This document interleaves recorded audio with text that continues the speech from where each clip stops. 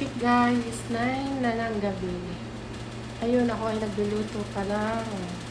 Ang aking busis ay kakaiba na naman. Namamangos na naman.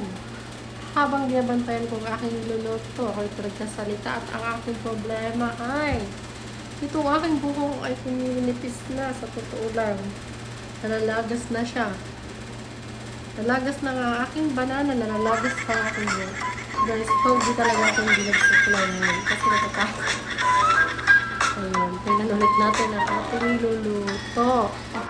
Ayan na nga siya. Lagyan natin siya ng tubig naman.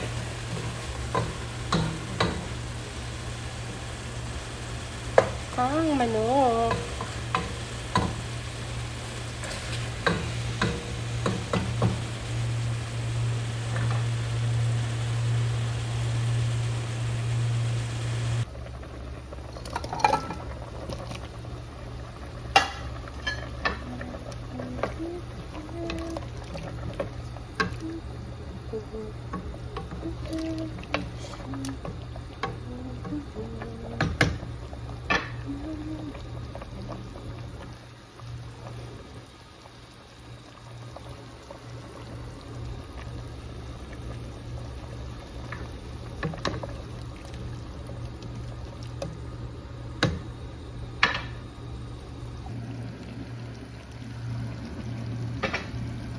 Ayan na guys, luto na siya.